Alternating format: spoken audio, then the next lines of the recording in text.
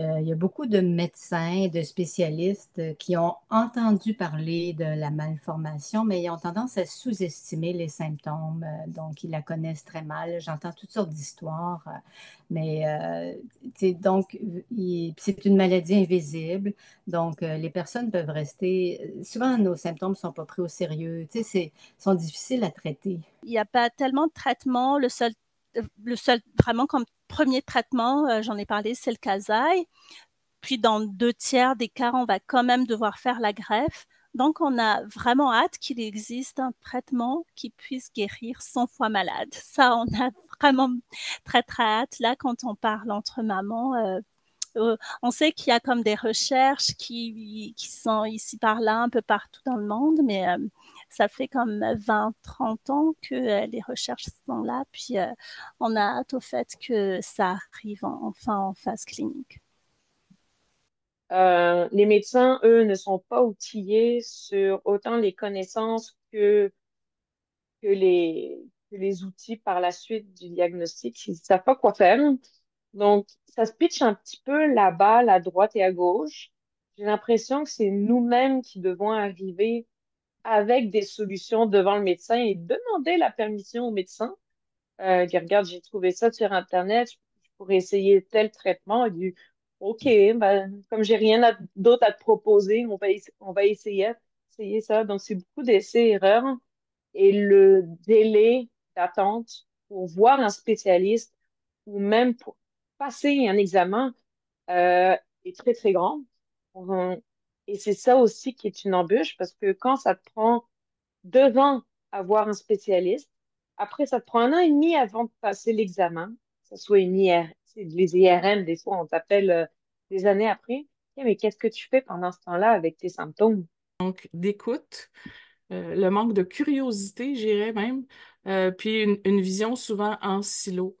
On ne met pas tout ensemble, on oublie les autres parties, le cardiologue qui oublierait les problèmes neurologiques ou articulaires, par exemple. Et puis, ce qu'il y a aussi, c'est qu'on n'a pas de traitement. On n'a jamais de traitement spécifique, sauf rares exceptions. Ce qu'on a, c'est les traitements pour une maladie commune qui ont été adaptés ou qu'on pense qu'ils peuvent aider, mais il y a rien de spécifiquement fait pour nous. Énormément de défis à tous les jours, c'est un combat. Trouver un bon médecin qui est au fait de la maladie, c'est encore plus rare que la condition, à mon avis. Accéder à un endocrinologue pédiatrique, ça continue d'être un défi même si on vit dans un grand centre. Donc, moi, je suis près de Québec. J'ai la possibilité d'aller au CHUL. Juste réussir à avoir des rendez-vous aux 6 mois, c'est un défi. On n'est pas prioritaire.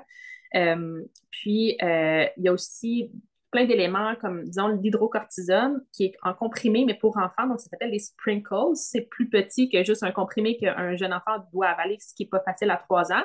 C'est pas disponible au Québec, alors que c'est utilisé partout dans le monde. Donc, c'est un sirop, il faut le garder au froid. Il y a quand même beaucoup de complications par rapport à donner les médicaments versus les sprinkles qui seraient vraiment plus faciles, autant pour l'enfant que pour la famille à gérer. Puis ça, on n'a pas accès à ça ici au Québec. Le défi, c'est d'être dans une région qui est éloignée des grands centres. Donc, si on était à Montréal, ça faciliterait les choses. Il n'y a pas de prise en charge spécifique à cette maladie-là en région. C'est certain que c'est une maladie qui est quand même assez rare, donc c'est, il n'y a pas ça ici. Puis aussi, ben, quand il y a des antibiotiques qui sont prescrits par voie intraveineuse, ça arrive quand même assez régulièrement, puis des fois, c'est sur des 12-18 semaines là, avec ces enfants-là. C'est très coûteux, là. Ça peut monter jusqu'à 3 000 $ par mois pour se les procurer, pour pouvoir les donner à domicile. Mais si on gardait l'enfant à l'hôpital toute cette durée-là, à ce moment-là, ça serait gratuit. Mais bon, ça oblige à garder son enfant qui a déjà été hospitalisé très longtemps, encore plus longtemps à l'hôpital, juste pour recevoir des antibiotiques. C'est un non-sens. Puis en fait, c'est ça qu'on nous avait dit, c'est que si on avait été à Montréal, Sainte-Justine aurait pu payer pour ça. Mais nous, notre hôpital de référence, c'est à Chicoutimi, puis il ne couvrait pas ça. Donc, il fallait absorber ces frais-là.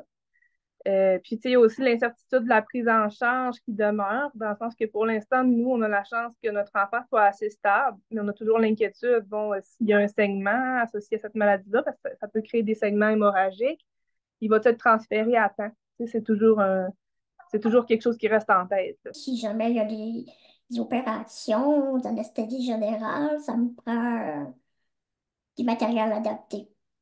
Donc, l'intubation, c'est compliqué.